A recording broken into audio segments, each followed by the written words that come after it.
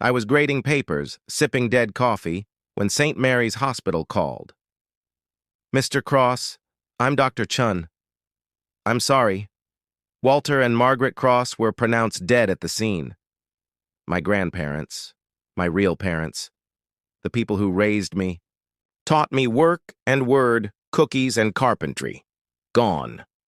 Claire, my wife, rushed home with her polished country club family in tow. Martin, her father. Sylvia, her mother. Owen and Paige, the siblings. Condolences, suits, carefully rehearsed sympathy, and questions. Were affairs in order? Any plans for the estate? Odd, but grief makes anything sound normal. 2. The Will To. Weeks later, I'm in attorney Matthew Goldstein's conference room. Claire insists on coming. So do the Hartwells, dressed like a premiere night. Matthew reads, cash, $2 million. Investments, 8.7. Real estate, 5.8. 25% of the freight company, valued at 7.3. Total, roughly $26 million. Then a video. Walt in his worn cardigan, Maggie in gardening clothes. "Danny boy, we love you. You visited because you wanted to, not because you needed something.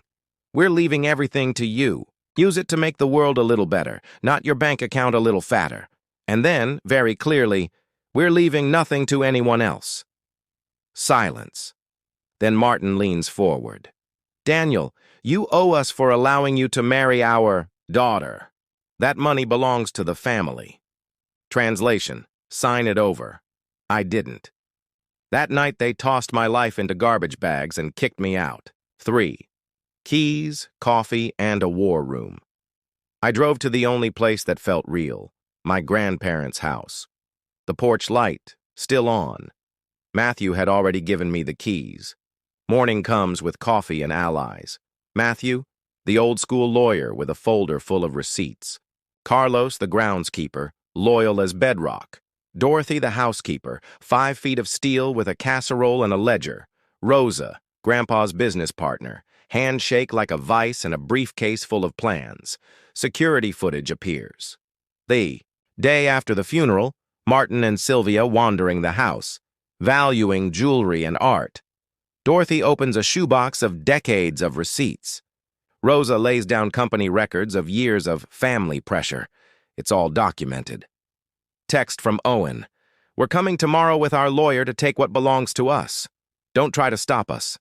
So we prepare. Judge Henderson, retired but sharp. Chief Maria Williams, officially checking the property. Employees, neighbors, Father Mackenzie. The house becomes a community hall. 4. The Showdown. At 9:45 a.m., luxury cars crunch the driveway. The Hartwells arrive with their attorney. Claire hangs back, small in a storm of entitlement. We open the door. They see a living room full of witnesses, and their confidence wobbles. Martin starts, smooth and grave. "We're here for family items Margaret borrowed." Dorothy snorts, produces labeled receipts. Bought, 1987. Estate sale, 1992. China cabinet, 1985. Carlos rolls the security footage. Sylvia on camera. "This necklace has to be worth $15,000. Martin, "We should have these appraised." Date stamp, the day after the funeral. Rosa spreads records. 47 calls about company finances. Loan requests. Never repaid. Suggestions to make the will more family-friendly. Matthew slides cease and desist papers and a draft complaint for attempted financial elder abuse across the table. Chief Williams reminds them, calmly, that removing property without documentation equals theft. Judge Henderson warns of harassment, extortion, and how public records love scandals. Owen explodes. "Blood is blood. Family shares." Tom from operations says what everyone's thinking. "You've never set foot in the business. Family isn't parasitism." Sylvia plays her last card. "We gave you our daughter." I finally answer. "You introduced me as Claire's teacher friend at our own wedding. The only thing you ever asked about was my grandparents' money." Claire whispers, "Maybe we should go." Martin hisses, You've lost more than you know. Judge Henderson ends it. The only thing he's lost is a family that never existed. They leave. Not a slam, a slink. 5.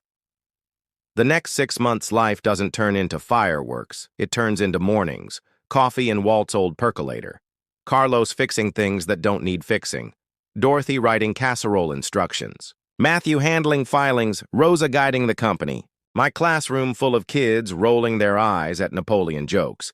We start small, then grow. The Walter and Margaret Cross Foundation funds 37 scholarships, renovates the science lab, and launches free tutoring. The freight company thrives. Under Rosa, I'm the owner who remembers names and shows up. Claire signs the divorce quickly, and the Hartwells go quiet as their reputation does not hold up well in town. Sometimes Dr. Sarah Chun, the ER doc who called me that first night, stops by after her shift. We talk about grief, kids, purpose. We take it slow. 6. The visit. I bring roses from Maggie's garden to Greenwood Cemetery. I sit between their headstones.